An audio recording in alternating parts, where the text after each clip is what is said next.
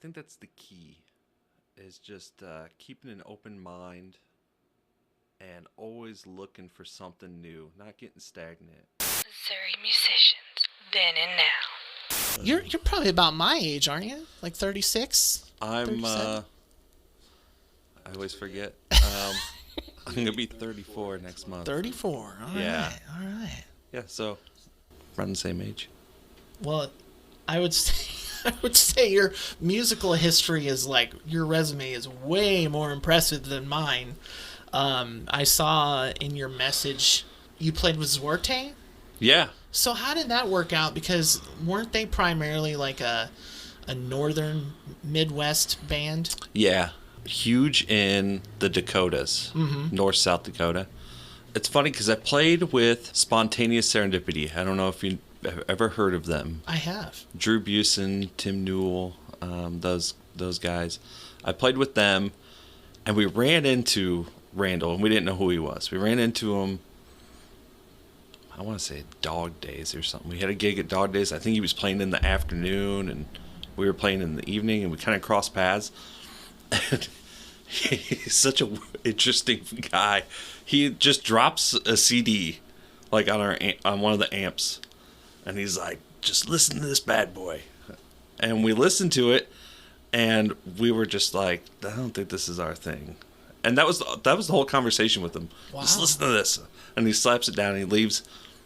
Never saw him again. We were asking people, "Who's this Randall Zwarte guy?"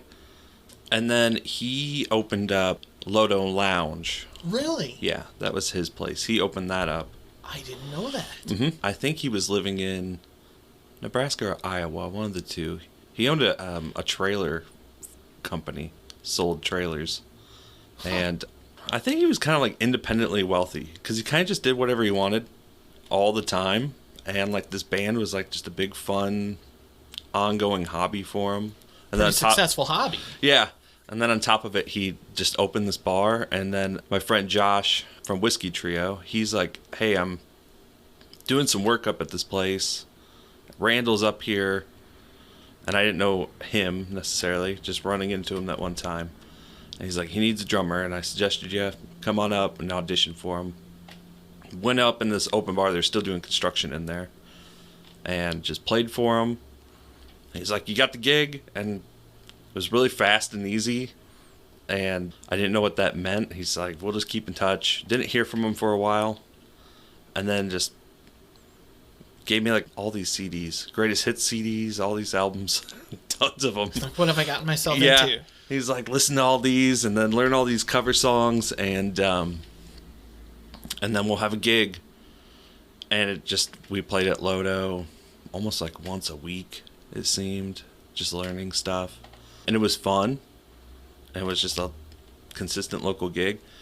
And then out of nowhere, he was just like, "This summer we're going to North Dakota, South Dakota, Nebraska, Iowa. We're going." And yeah, from there it was just like crazy. And we'd go to these places, block parties in Nebraska, little towns. And he was like like a local celeb. Oh, wow. Yeah. Well, that's kind Really of what Bob Ice was crazy. saying. Yeah. Like, they would draw an insane crowd. Yep. Really crazy how popular he was. How long were you in the band? All the way up until he passed away, which was, I want to say 2 years ago, somewhere in there. And then I think I played with him for 3 years. Okay. Somewhere in there. Right after Bob had left the band, actually, because he was playing with him. And then they took some kind of break, and then he just started a whole new band. We're just connecting the dots here. Yeah. Like Bob and now you. And Yeah. it's interesting because you got ties with Roz as well from The Edge of Beyond. Yeah. So how long were you with The Edge of Beyond? It was like one of your first musical endeavors. One of the right? first. Yeah. I'd played in little tiny high school bands that the most you play is in the basement or the garage, and that's it. Mm-hmm. You always dream of the show. Like, we're going to have a show. And you never have a show. Or, a birthday party at the house. Yeah, exactly. It's a big deal. You have bands with the old cassette recorders. Yeah. You just listen to yourself back. But yeah, Roz was the first first like kind of major endeavor. We had a mutual friend named Joe Batty who had a little studio that he kind of made up, makeshift studio, in a shed in his backyard. And I don't know how he met Roz. It was just like, he called me, he's like, hey, your drums are over here already. You should come over and record for this guy. Went over there, met him, learned this song, was recording stuff. And I thought that was going to be it. I was like, I don't know who this guy is really. And then that was it. Like, it was almost like you're in the band now. You're learning stuff. We're playing together. And then he just started building his thing. Because I think Edge Beyond was kind of a concept that he was trying to not make a concept anymore. Oh. Like, make it a reality. Right. Very interesting. How long were you involved with that? It's a little fuzzy. A year to 2 years. We learned all these songs that he had written. And then he wanted to take it into clubs. He wanted to start playing like clubs and bars and stuff, which is a tough sell for original symphonic thrash music or what. I'm curious to know what he classifies his genre as. Right. I think you're pretty close. Yeah. Yeah. And he's a huge Megadeth fan. I loved Megadeth too, so that was easy. He's like, we're just gonna play Megadeth covers, and then like every third song we're gonna slip in an original. And not a bad plan. No, it worked out pretty good. I don't know if he pitched it that way, because I was always curious, like, do they know what we're coming to do? Did you say like, hey, we're Edge Beyond the Megadeth cover band or original? Like, always curious. I never knew the behind the scenes on any of it. But yeah, we played at Donna's Ice House. They used to have metal night once a week. Yeah. And I remember playing that gig. That was a lot of fun. And we played a place in Columbia. I want to say it was called Billiards. I might be wrong about that. But I remember going in there and there was just like 3 metalheads there. And then the staff. And we rocked it out. We went full bore.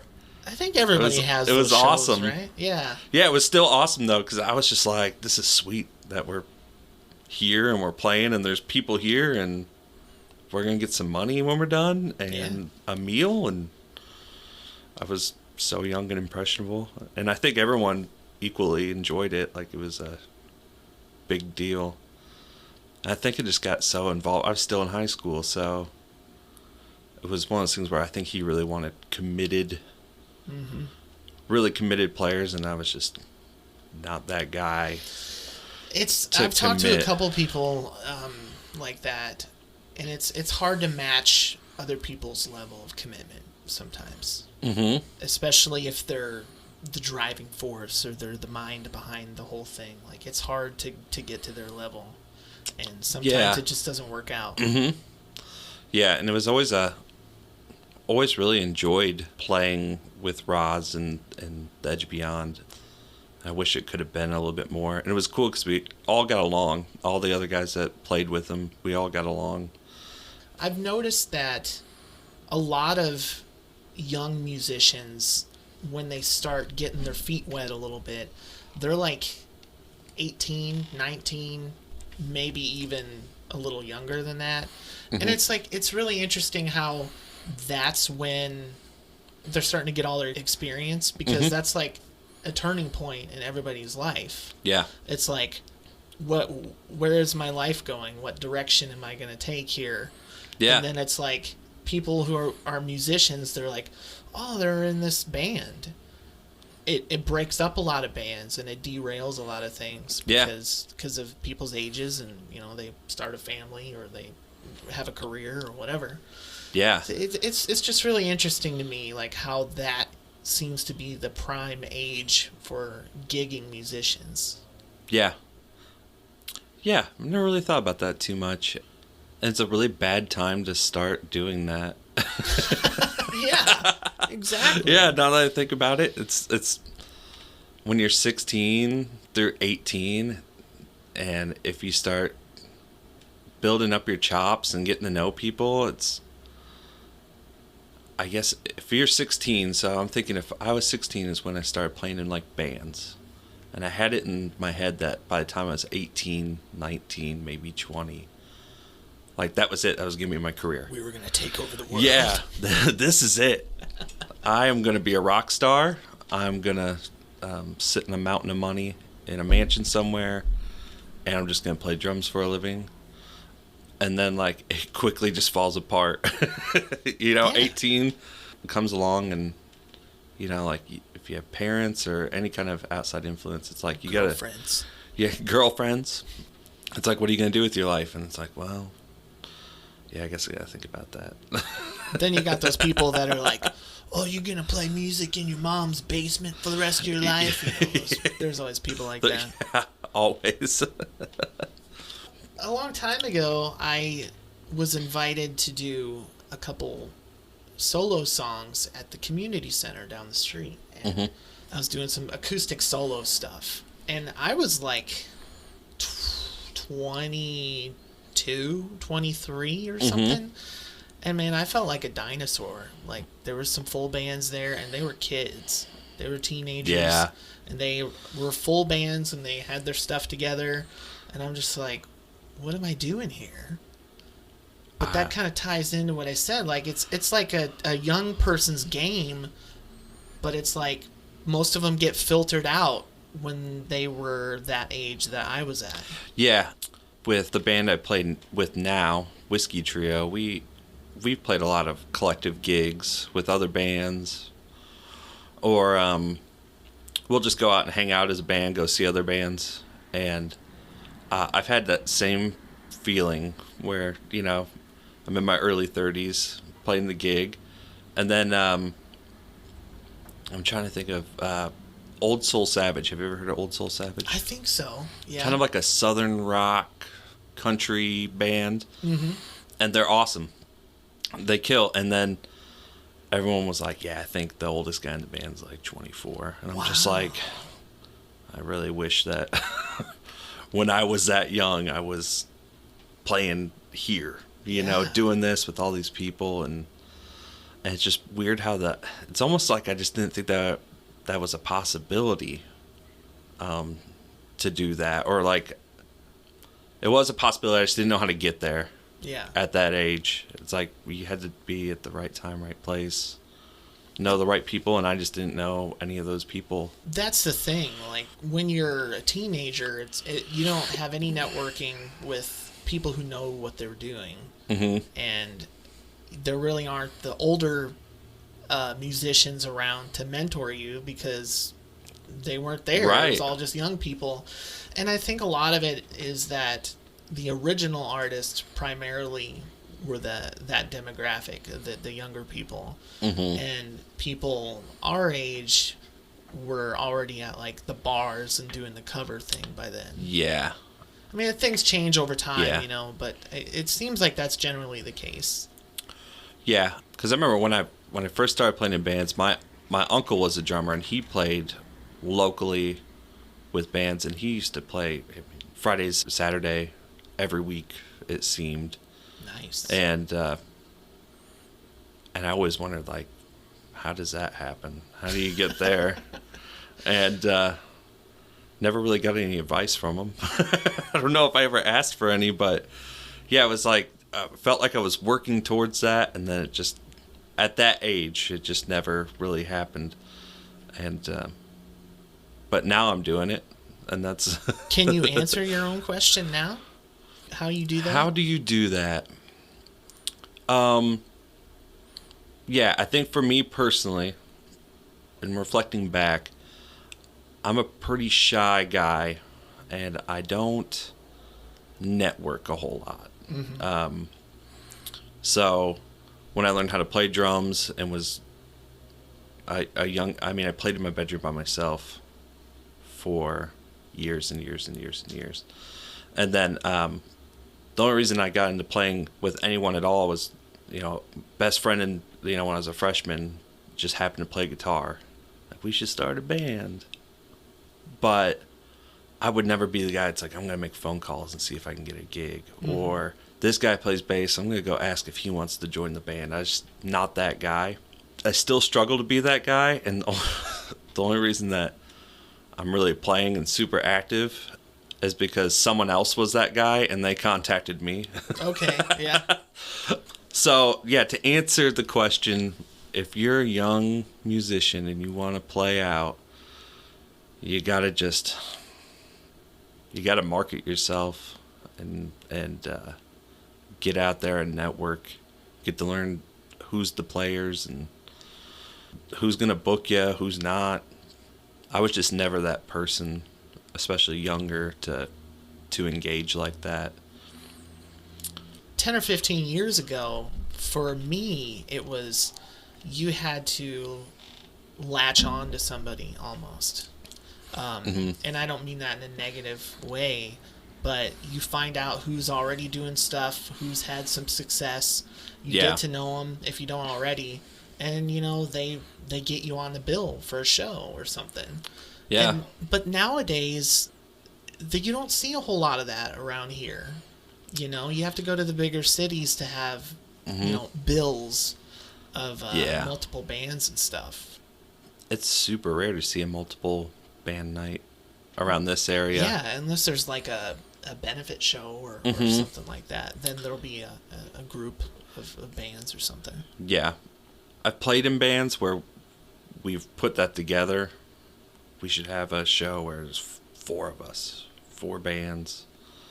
But yeah, there's really no like bar owners or club owners or anything locally that are looking to market that, it doesn't seem. Right. It's one band, one night, and that just seems to be the formula. Keep it simple. Yeah. They don't want to deal with the egos. Yeah, for sure. Hey everybody, it's Jordan. I just wanted to invite you to check us out on Facebook. Like, follow, drop me a message. Let me know if there's someone you'd like to come on the show. Tell me what your favorite podcast episode was. Give me some feedback, tips, tricks, positive stuff, negative stuff. If you have a question you'd like me to ask our guest, let me know on Facebook. I just want to hear from you, so let's talk. I hope to talk to you soon.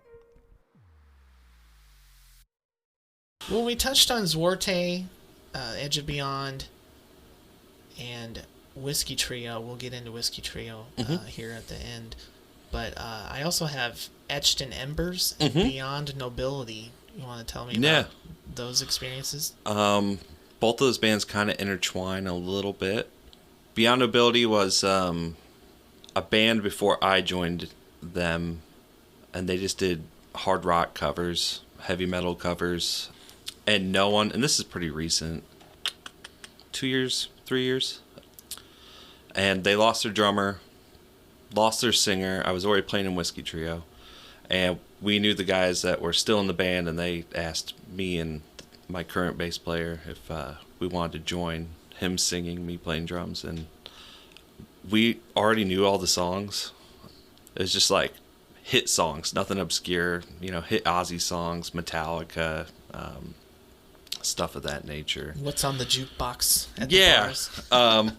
And the idea was, if you go into any lake bar, there's a guy with just an acoustic, there's a blues band, there's a country band, there's not a hard rock heavy metal cover band.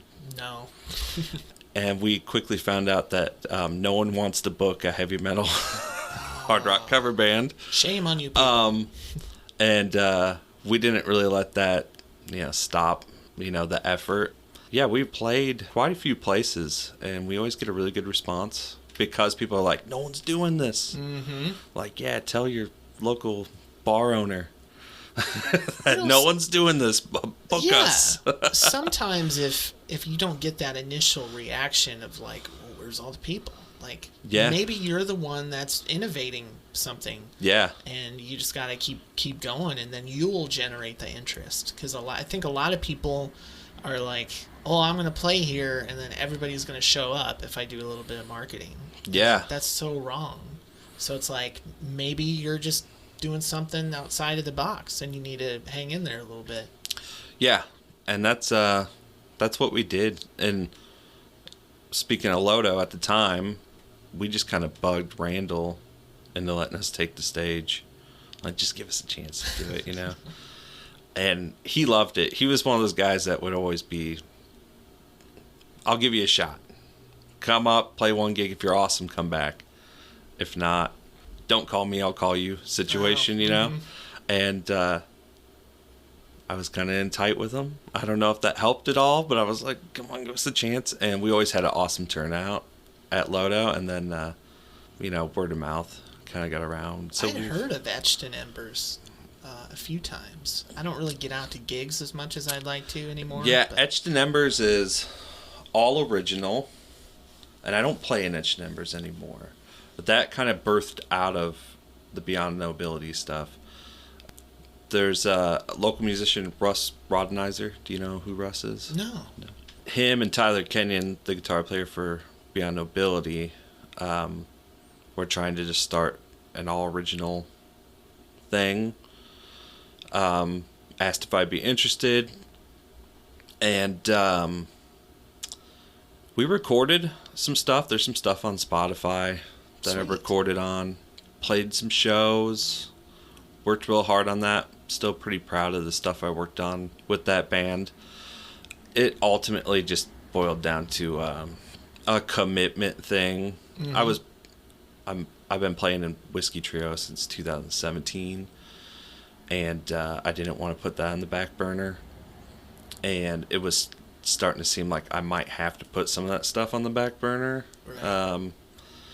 And I just kind of had to weigh it out. Like, do I not commit to this thing that I've helped build up, and I also make pretty good money doing it throughout the summer. I stay busy. Or do I try to drive this all original thing with a little bit of uncertainty? Right. And I don't like uncertainty. So I kind of just had to, you know, it was just too much of a commitment and tough decision to make, especially going back to when I'm 16, I'm going to be a rock star. Then we get in this position where everyone's like, let's make it big. We're in uncertain times. Like, everything is uncertain. So if you see something that has an element of certainty to it, I would naturally gravitate towards that. And that's kind of what I did. Yeah. It was just, I got a good gig going on. And then with family also, it's like I got to try to balance all the gigs and family. And so it was just best to depart that. But we did a lot of really good stuff, and they're still together and killing it. And I think they are touring and stuff now. So Wow. They definitely are going places. That's good. Yeah, so it's good on them. Still good friends with all of them. So Whiskey Trio since 2017, you said. yeah, that's when I joined. It was a thing before then, but it was kind of like how would you word it? A collective. Josh Whitecamp is the guy who started it. And it was kind of like this, if I got to play the gig solo, I will. Oh. If I have another guy with me, great. If I have a drummer behind me, awesome. I'll do it either way. So he would book these little gigs at little places and do mainly all country covers. Sorry. All country covers, which is odd because I'm not a country fan in terms of that's not what I regularly listen to. Same. And Whiskey Trio is actually, I've grown to appreciate it a lot more than I did going in. At first I was like, I don't know if this is the gig for me. But I knew Josh real well. He did all the sound for Spontaneous Serendipity when I was in that band. So I knew him real well. And then my friend Adam Suddeth was playing bass with Josh already on and off. Part of that collective thing. Yeah. Sometimes he have our friend Wayne Smith play bass with him. Sometimes it was Adam. And then his drummer that kind of regularly played with him moved like 3 hours away or something like that. And tough. Yeah. So he asked if I think it was like a will you fill in for a little bit situation, and then I've become a fixture, not going away. So is it only country? Country, blues. We play some rock songs, more on the southern rock side of things, but we also do kind of boom chuck bluegrass version of like Danzig's Mother. Really? Yeah. Stuff like that. Interesting. Yeah. Wow. You know, just to keep it interesting. I need to see that. For the most part, it's 90s country hits or like Brooks and Dunn and Garth Brooks, stuff like that. The stuff that everyone knows. And then some of new alternative country stuff, drive-by truckers and artists like that. Sorry. I'm not a country guy, if anyone listening could tell. But I do respect it, though. It's the country area. Yeah. And I learned that pretty quick, that it was like, once I started playing, it's like people... I never played in a group where people start dancing. Oh, yeah. You know what I mean? And that to me was just exciting. That's a good feeling, isn't it? Yeah. In the 10 plus years of me live, playing gigs live, I don't recall that feeling very often. No, the first time, I mean, with Spontaneous Serendipity, we play a place like, H Toads. They have that stage out back. We'd play stuff like that. And you made it to the stage? The stage. Oh, I didn't make it. And they would dance. It's a different kind of dance. You know what I mean? It's very alcohol-induced dancing. Oh, for sure. And I'm sure there's a lot of joy in that, but it's just different. I didn't get the same vibes as you play a country ballad and there's a couple that might have been married for 40 years, slow dancing. This was our song. Yeah, stuff like that. It's weird that I guess the older I get, the more I'm like, oh, it's so sweet. It's sweet that I'm providing that for them. Or if it's you play Boot, Scoot, and Boogie, and then you have line dancers. Oh. I'm like, man, that's not something I would do, but I'm glad that I'm what's driving that. I think we have a lot in common. I feel the same way. Yeah, it's just so I get really connected to the performance aspect of playing country music. As weird as that is, because just when they were throwing songs at me, I was just like, I'm so out of touch. I don't know any of this. And now it's Spotify, what country songs are people gonna dance to? That's really great. It's like you leveled up your talent and broadened your horizons, because at the end of the day, it's all about the audience or the listener and how they feel and how your music makes them feel, or your performance or whatever. And for you to have that as your main focus, that really shows a lot of growth. Yeah, because before being a musician, I'm more of a music fan. I love going to concerts. I'm always scouring the depths of Spotify or whatever to find new music. And so it's neat that I could go to a concert, and I'm usually not going to see bands that I can slow dance to, or I'm more of an observer, a head bobber.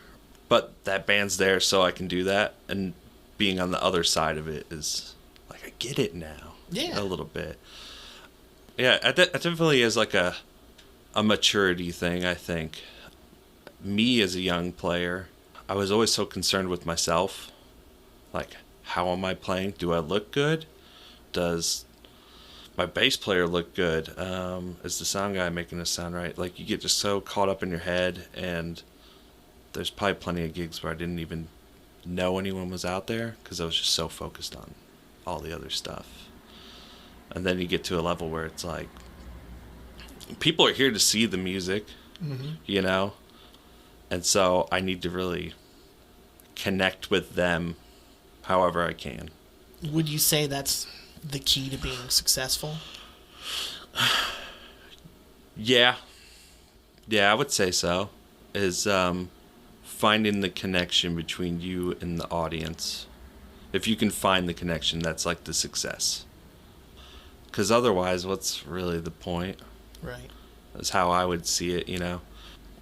I just feel like it'd be miserable to get off stage and just think like, oh, I killed it tonight.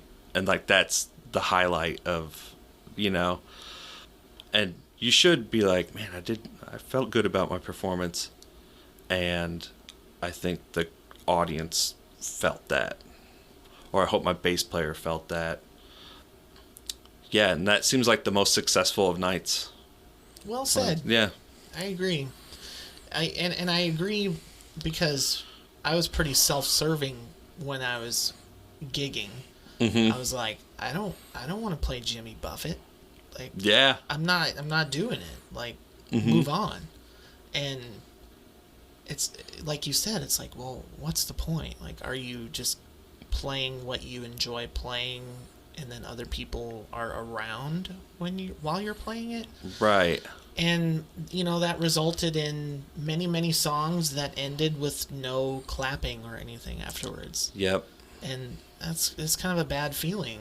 So I think if more people adopted that mindset of really connecting with the audience, like it would be a more fulfilling experience. Yeah.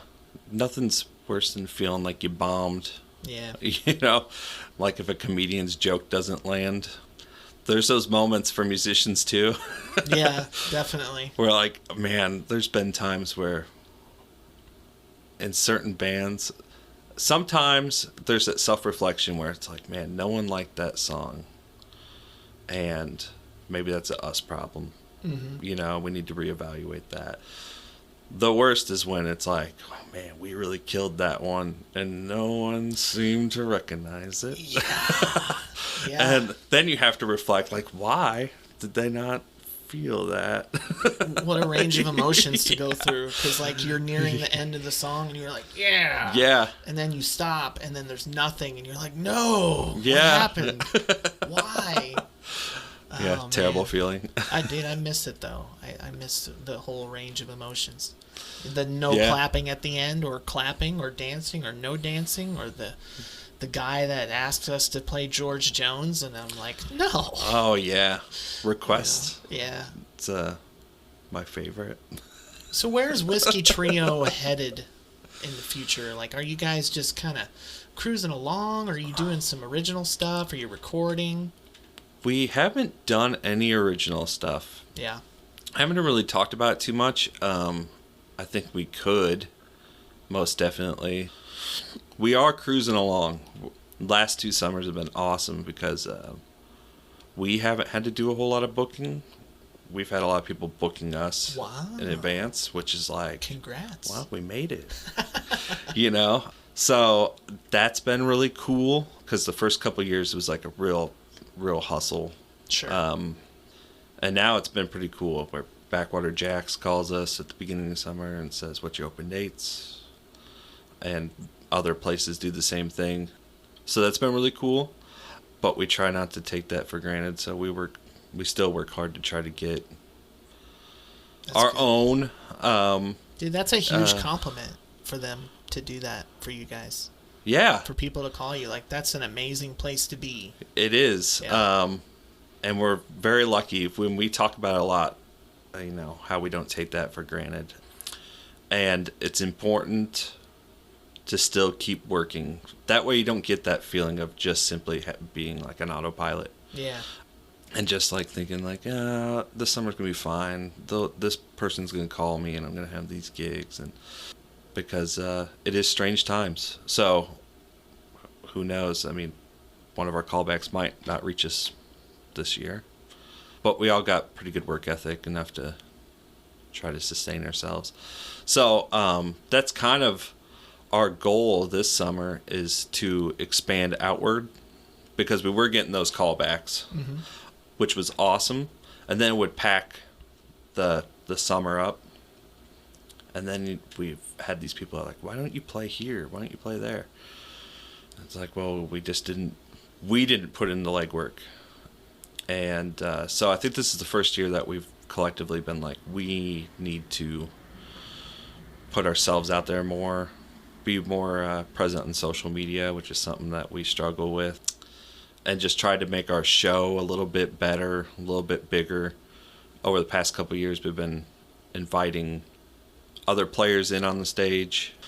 There's not a local guy, but a mid-Missouri guy. His name's Mike Clayton. He's a fiddle player. He joins us from time to time. The radio guy? A different Mike Clayton. Oh, okay. Yeah. Different Mike Clayton, not radio Mike Clayton. Fiddle playing Mike Clayton. He played with Christiana. I don't know if you know who Christiana is. I need to write all these down so I could talk to him. Yeah. It's like the rest of the next couple months' podcasts are like coming from this conversation. And some other players that we always have on the list. You want to sit in tonight kind of situation. So that's kind of where we're at right now. We're just trying to build it up a little bit and try to provide just kind of like the biggest, best show that you can book. That's kind of the goal is like we want to rock star the local band experience a little bit. Okay. Rather than just being three guys with amps, and we played the songs, we're done. So we have a full light show, tons of lights. We have a massive PA system, so we bring a real full sound. And so maybe that's why we get the callbacks, because we have no problem rolling in with way too much gear. that you have to load up afterwards? Yeah, we do have to do that. But I think it makes it fun to play at a place that, I'm trying to think of a cool place that we do that at. But just, your typical bar, you're not going to have a whole light show set up inside there and big subs and stuff. And so you think that has something to do with the success also? I think so. Because you're right. There's not a lot of people who bring that. They're just like, hey, this is us. We're going to play. Mm-hmm. And they don't add anything to it. Yeah. That's how Whiskey Trio started out, where it was like we got like 2 cheap tops and we're going to try to get as much out of that as we possibly can. And then like we had an opportunity to get some subs and we thought like we're on top of the world.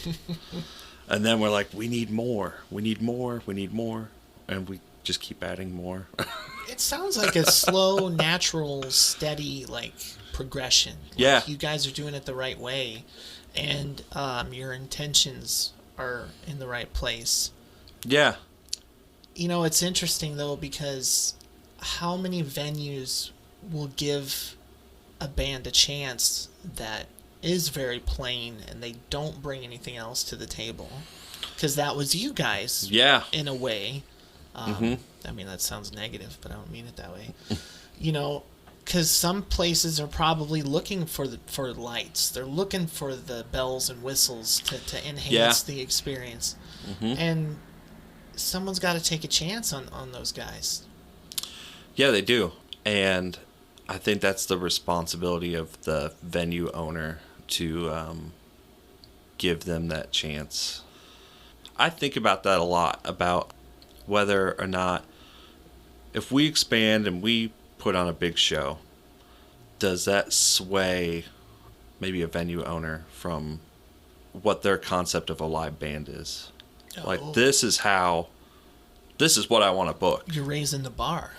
Yeah. And then I think there's young guys that they're not able to do this. Yeah.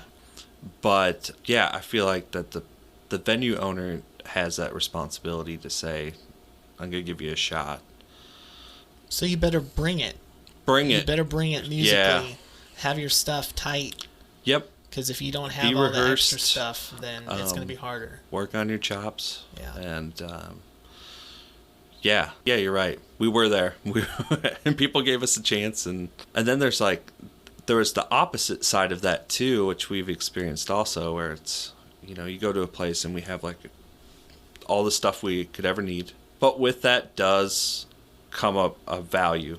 I mean, we set a value on ourselves. And sometimes you hear, you know, well, Joe Blow's playing 4 hours for $50 and free bar food. And it's like, well, you're setting the bar really low, Right. you know? And I feel like there needs to be a middle ground. I feel like there is, even if it's just finding the right venue, like Casablanca down on the Strip. Great for someone that's got minimal equipment, and they pay decent. They treat their players well. I've played in there before, and so it's getting out there, finding the right people, like I was talking about earlier. There's places that some people might not know exist that would welcome them, but it's a good thought. That's got my wheels turning. You know, the setting the bar low and stuff, that's got my wheels turning, because I think there needs to be that middle ground. But it's like Joe Blow, maybe $50 seems like $100 to him. Yeah. And he needs dinner. Yeah. Or you know, maybe Joe Blow is filthy rich and doesn't give a crap about how much he gets paid. Yeah. But then, like you said, it just complicates things a little bit, because the bands set their value. Yep. And naturally, the venues are going to try to get the most out of their bands for the least amount. Yeah. I mean, that's kind of a blanket statement, but, you know, they have businesses to run, so they want to be profitable. I know I've accepted pay on nights when there was, like, nobody there. So Yeah. So I get it. We've all been there. So, I don't know. I guess it'd just be nice to talk with more people about that, about how you value yourself. That's a good question. Don't forget to check out our website at www.momusicianspodcast.com, where you can find news, blog posts, videos, and full-length episodes. Now let's get back to the conversation. So I want to talk about kind of your history, because you told me that you studied under players in the LA region. Yeah.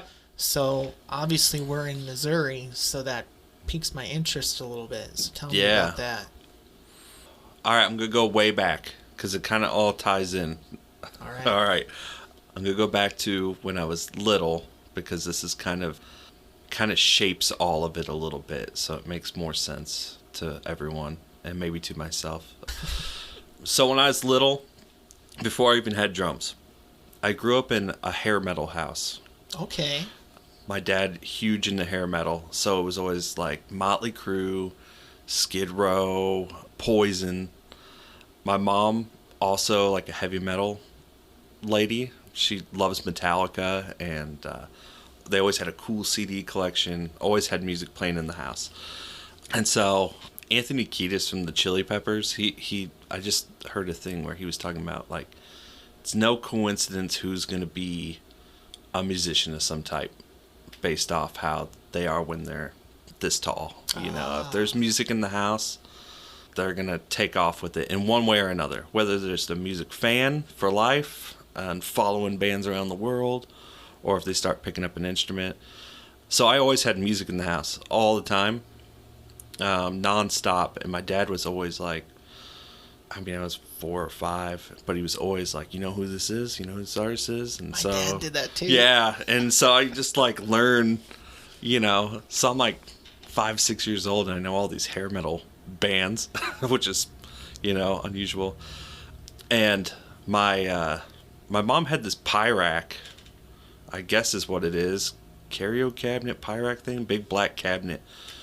And she used to just kind of like open up drawers and kind of just would put junk in there.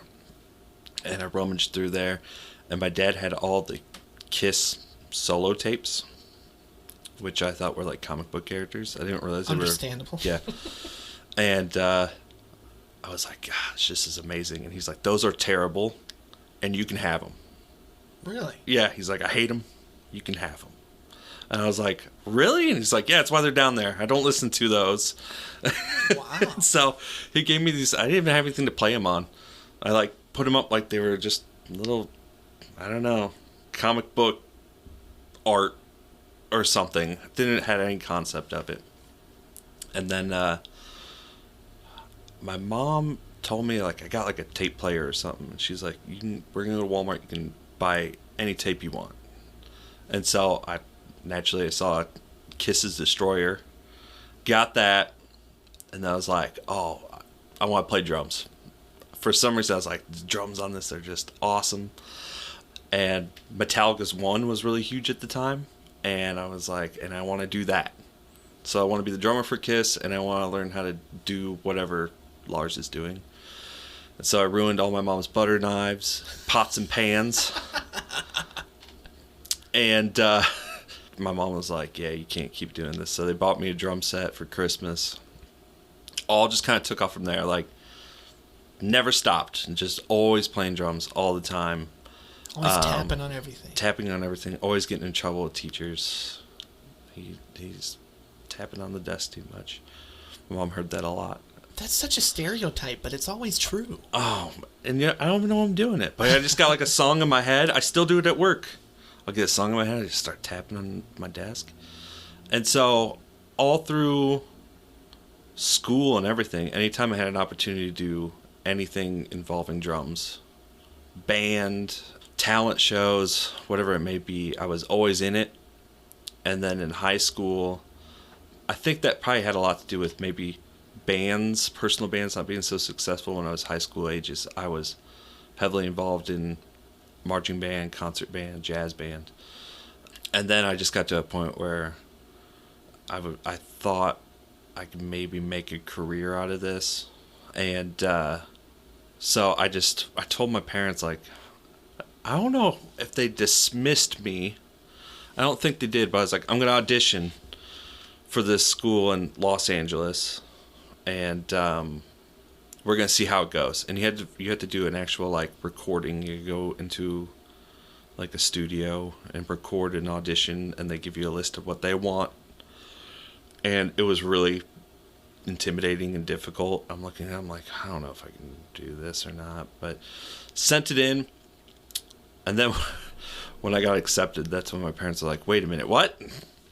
You're leaving? And so, yeah, I had 3 months off high school and then moved to Los Angeles to go to Musicians Institute out there. Wow. Yeah. Total culture shock. I bet. And then took my ego down to pea-sized, because it's like you're in a school with all these amazing musicians and I don't know anything at all. And yeah, went there and got my degree in music performance and learned under a bunch of really great people. I had a private teacher. His name was Jason Harnell. He played for, his big gig was for Maynard Ferguson, who wrote the Rocky theme. Oh, wow. Yeah. And he did not record on that track, but that was the band he played in. And he's also probably the guy who recorded drums on all the jingles for, like, Cheetos commercials and stuff that you hear on TV. That was, like, his gig. He's an important guy. Yeah, and he's one of the heads of the Los Angeles Jazz Collective, which is a big musician network in LA. So I got to study underneath him, and that's when things really shifted for me as a musician, because I went in kind of being like a metalhead. I'm going to go in, I'm going to learn how to be the fastest player in the world, and I'm going to join a metal band. I'm going to be, I don't know, like I had these like fantasies of how things were going to play out, and it didn't go that way at all. Drumming for a country cover band. Yeah. It's funny how life turns out, isn't it? Yeah. Love it. You just discover, like, you just have all these brilliant teachers that are not only teachers, but like when they get off at the end of the day, they're going to play a gig or they're going to record an album. They're all working musicians. And you get there and they're like, you need to listen to this and you need to listen to that. And, you know, so while I'm there, I'm like, turns out I love the Police. Didn't know that. Don't know who Frank Zappa is, but now I love him. And then I just came out on the other side, just completely different, you know, moving back to Missouri. Completely different player, looked at music differently. But the rock star thing didn't pan out. It often does not. No, I went on total hiatus when I came back. Just like tried to just get a job and, you know, yeah, I ended up building the foundation of building a family and stuff. And so it all went great. Yeah. It all worked out, and then somehow got back into it. It's all kind of a blur how that happened, but... You know, people, their rock star dreams may not turn out, but I have gotten close enough to where we were almost playing like 4 nights a week. Yeah. And when I got to that point where I was like, I might be able to quit my job. Yeah. It was amazing. It was a crazy feeling. I never thought it would happen. And of course it didn't pan out. But, you know, playing gigs 2, 3, 4 nights a week or something, yeah. All of a sudden, like, you're just this side hustle or this hobby that you're into, like, it's growing into that, and then it gets your attention, and it's like, that's a really awesome place to be. Like, oh, yeah. And it may not be like the rock star dreams, but, I mean, if people have the chance to do that, like, they should definitely take it. Oh, yeah. That's, I think about that. I was thinking about that the other day. It's like, technically, I think I could probably do that full time. I don't have insurance. Bingo. I could just stop there. Then I don't have insurance. Mm-hmm. But yeah, when I first started playing with Spontaneous Serendipity, that's how it was. It was just gig city, and I had basically a newborn and a wife and a full-time job. And looking back on it, I'm like, I'm not even sure how I managed any of that. And you still have a wife and not a newborn anymore. Yeah, and then another newborn since. So you made it. Yeah. You made it through. Yeah, I definitely had that burnout moment where it was like, I haven't been at home at all this week. Oh. And the only thing that was, I think, maybe kind of the saving grace was like, sorry I haven't been here. This is tough. I'm tired, but I got a little bit extra money. You know, I can help pay the bills a little easier. We can go get a nice meal. Yeah.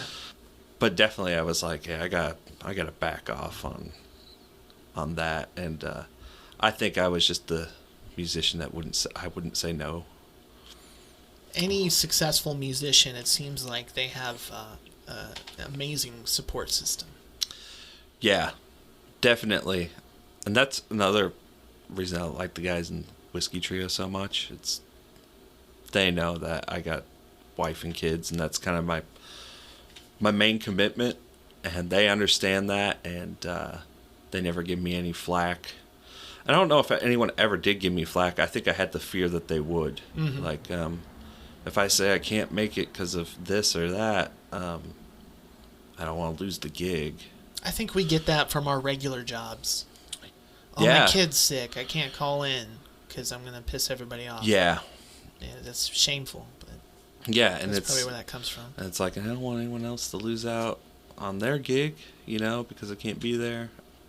But I've learned how to say no. Can't do it. Sorry. So it's interesting because I think we pretty well covered some of my other questions I was going to ask you. One of them was, how do you balance music and family? Mm-hmm. You could probably expand on that, I would imagine. Yeah. Like currently, because you made it through back then. Yeah. Even though you couldn't say no. Mm-hmm. But, how about now? Like, how do you balance it now and remain successful at both things? It works out better now than it ever did. Me and my wife work together, so that helps a little bit because I get to see her, even if it's just for a minute or two during the day. There's a presence there that we have. My kids are older now, which is kind of nice because if I got a local gig and it's a family-friendly place, they can come out. Yeah. And I like when they do. I feel like we're, I'm still working, but we're together a little bit, You're getting cool points, too. Yeah. Like, oh, look at Dad up there doing his thing, man. So that's cool. And then just setting the boundaries where it's like, I always let everyone know, like, these are the birthdays. Mm-hmm. Not going to be at a gig. Sorry. Or me and the family want to go do this. Sorry, I'm not going to be at the gig. And they're cool enough to be like, totally get it. It's no big deal. So it's good to surround yourself with players that you have like a mutual respect with, mutual respect for. Because I have played in bands where it's not so reciprocal, That, and there's just those conversations where, with like my wife specifically, I know that she's probably felt like maybe there's times where it's like, you're just not here. And I just have to listen and commit to what she needs from me. And I've just explained to her that, like, at the end of the day, I do feel like I need to play. Mm-hmm. And I can back it off, but I just can't quit it. So I got to find a good balance, and I feel like I've kind of found that. Just the right people, the right understanding. It does help that my kids are getting a little older, and that's more understanding for them as well. But yeah, I think that kind of covers that, how to balance that. All right, everybody. Anthony just laid it out for you. It's the playbook. Yeah, I'll start writing a draft on a book. Absolutely. How to balance being a dad and a rock star.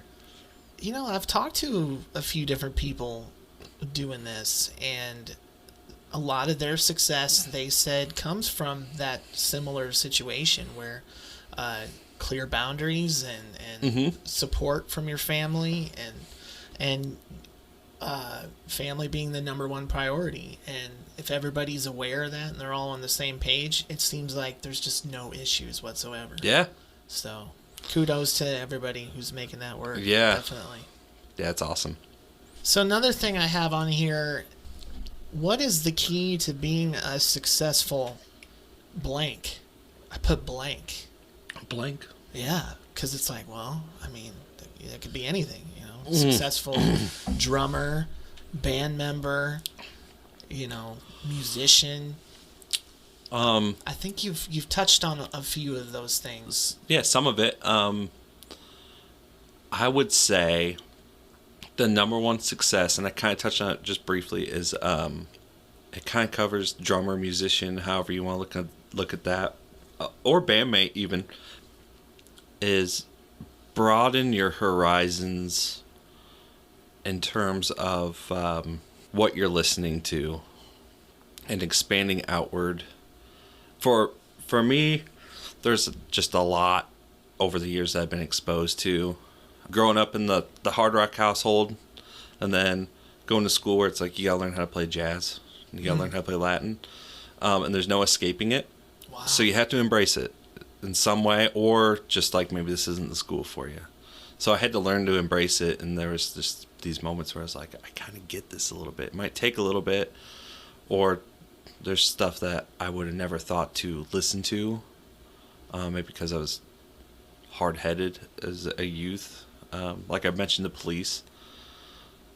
I knew who the Police was, and if someone told me that I needed to buy a Police record when I was 16, I probably would have been like, no. Same here. You buy a Police record.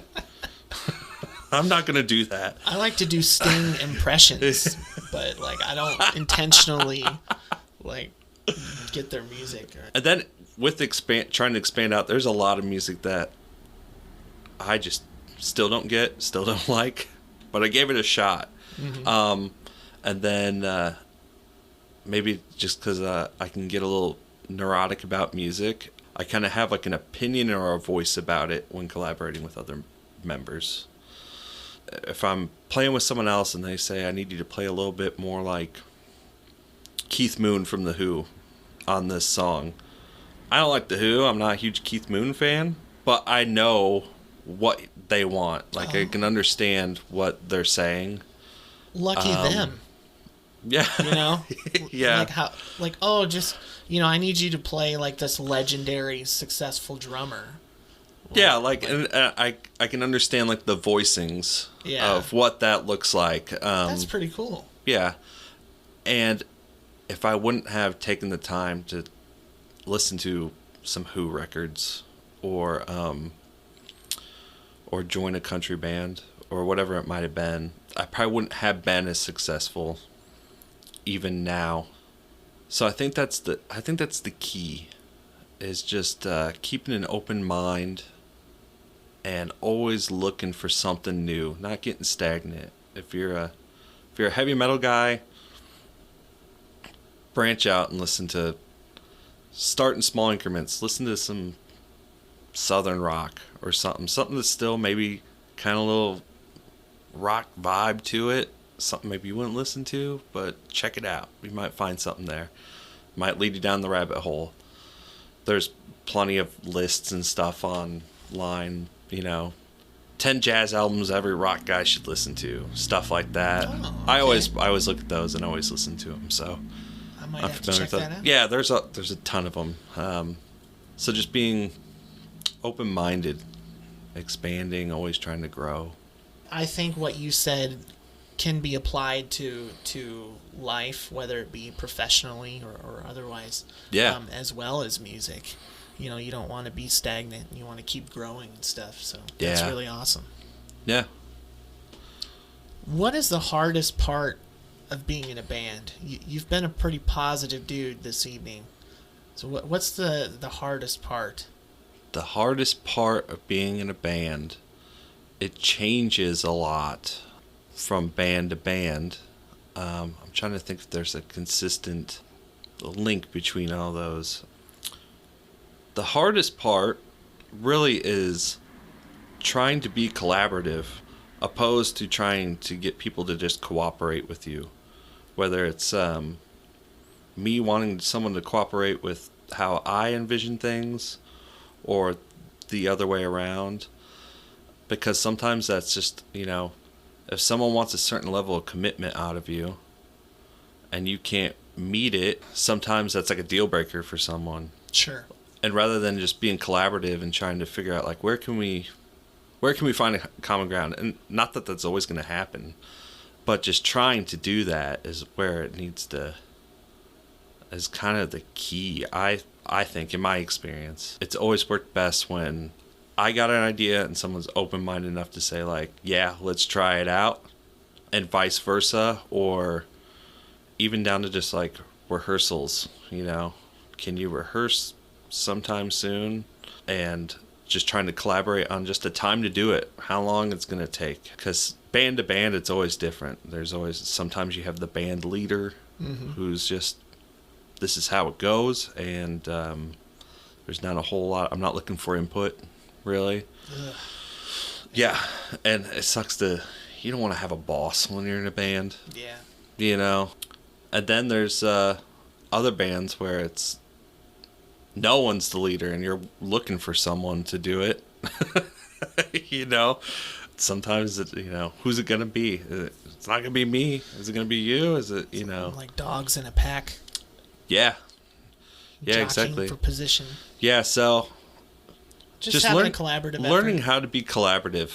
Yeah. Not just musically, but just in terms of logistics, and it's just so much easier when everyone's a little more in tuned with each other. Be considerate, for crying out loud. Yeah. What about the best part or the most rewarding part? I know it's pretty vague. The best part is just playing for me, just having fun playing. Like I said, I feel like I have to play. It's just always kind of been in me since I was little. Like, I feel like I have to play drums. So doing that is super rewarding and fun, and if I don't do it for too long, I get really antsy about it. Like right now, I'm actually kind of on a break. And your wife has hidden the knives and pans and pots. And I'm just like purposely just like, I just need to chill out. Had a busy summer. I'm not doing anything this winter. But, like, my toes always tapping. Like, what am I... So, yeah, that's the fun part, is the playing. I love that part. Most rewarding, man, there's a lot of rewarding parts to play. There's tons of them because, I mean, there's something super rewarding about, like, when you get done and everyone on the stage almost just, like, comes together and they all got that same, like, that was a great show, right? Did we have a great show? Yeah, I thought it was great. I thought it was great. There was tons of people dancing. We got tons of tips. It must have been great, you know? And you have that aha moment, like, yeah, that was a good gig. And those stick out, you know? Like, you remember those moments. Probably forever. Yeah. And you associate it some way. You know, like if I get the text like, hey, we're playing here on this date, I'm like, oh, I remember that the last time we played there, it was awesome, you know? So it sticks with you. When you have that, just, it's like, you can just, when you have the good vibes, you can feel the vibes. That's the most rewarding. I can take or leave the money at the end, but most musicians don't have any anyway. That's true. Starving artists. But if I'm just having a miserable time, I mean, what's the point? You know what I mean? Right. And we've had those moments where it's like, we didn't get paid anything, but man, that was awesome. What a good time that was, you know, and we'll remember that. And you always forget to pay, you know, and so, and maybe some people don't. I mean, it's something they can work on, you know. If you're remembering to pay over the good times, then maybe you're needing something more rewarding in terms of your musicianship or your band stability or whatever it might be. Yeah. Doing it for the wrong reasons. Yeah, most definitely. And I can always, sometimes you get like that vibe from people. You should play here, man. They pay good. It's like, that's awesome. How's the crowd? How's the bar owner? Did you have a good time? Yeah. Did you kill? Does the room sound good? How was your gig, honey? Well, I made $300. Okay. Not really what I was asking. But... Yeah, exactly. Oh, yeah, you know, so-and-so fell off the stage and whatever. I'm talking to Anthony McKee. I want to know about your musical mishaps. What happened to you? Was it a bad gig? If nothing happened to you, what happened collectively as a band? Things have happened. I want to hear those musical mishaps. There's one that always sticks out that I always laugh at. I laugh at I was just thinking about it in my head. I won't name names, but I was playing with someone who had maybe a few too many on stage, and was playing piano. Had a big full-size 88 key piano, and did a big old run. He's sitting on a stool and did one of those, like, from the bottom, just like chromatically running up, and kept playing the keys that weren't there. Just went off and he kind of went with the stool and never fully fell over, but I just saw it was like in slow motion. I was trying not to fall apart back there playing, because it was just, wow. Yeah. Like you had double vision or something. Yeah, it was just way off. Oh. And we all had such a good laugh about it. It was just so funny. And the funniest part is we're like seeing this happen in real time. The song keeps going, and then look out and everyone is just still dancing. Like no one noticed a thing. And I was like, well, at least we got that for us. We don't have to be too embarrassed. No one saw it, apparently. Wow. Super funny. Yeah. You know, I've heard of like guitar players and drummers and like everybody else getting just hammered and just having too much. But a piano player, like, you must really be confident in your ability to just get a good buzz and really play well. There's no way I would risk that. No. You got to be on top of your game. It baffles me because I cannot drink and play at all. I have to be 100% sober, or it is just not happening. You don't want to hear me play. It's sloppy. I had played a 1-hour gig on my birthday. Oh shoot, 4 or 5 years ago, and my dad was there, and he decided to just send shots up to the stage, like almost every song. And I thought, what's my birthday? I'm only playing for an hour. It ain't gonna hurt. And last song we played, it was just like, it was a complete wreck. Everyone's laughing at me. I was laughing too. I thought it was just as funny, but after that song, I can't remember what it was, but I just remember not being able to do it very well. And I was like, yeah, I'm done. I'm gonna go celebrate this somewhere else. That's why I don't drink and play, because that was awful. You were playing drums that weren't there. Yeah, probably. Do you have social media stuff you want to put out there for everybody? Whiskey Trio is on Facebook. We're gonna be expanding out. I got a nice little rig to record some live shows, so we'll probably get some videos up. I don't know if maybe YouTube page coming down the line. We'll post everything there. It's Lake Whiskey Trio. Someone had Whiskey Trio apparently, so we're Lake Whiskey Trio.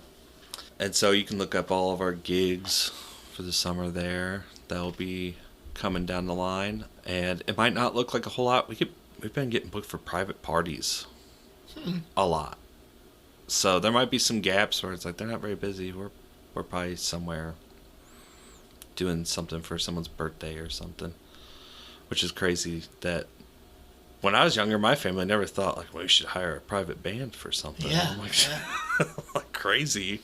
But yeah, Facebook for now. Hopefully we'll expand that out. As far as other stuff, if anyone wanted to listen to some playing and stuff, I got some stuff on Spotify. Some of the early Etched in Embers stuff that's on their page I played on. Check out their new stuff too. It's great. Spontaneous Serendipity, they have a EP on there that I played on. Show that some love. I did some studio work for a guy named Sean Maloney. He has an album called 100 Proof Grace. I recorded on that. It's a fun listen. So, awesome. I'm out there a little bit. Well, we hope to see and hear more of you. Yeah, absolutely. Thanks for coming on, Anthony. I really enjoyed talking to you, man. Me too. It's awesome. Take care. Thanks for listening to this episode of the Missouri Musicians Then and Now podcast. Like us on Facebook and check out our YouTube channel where you can find clips and full-length previous episodes.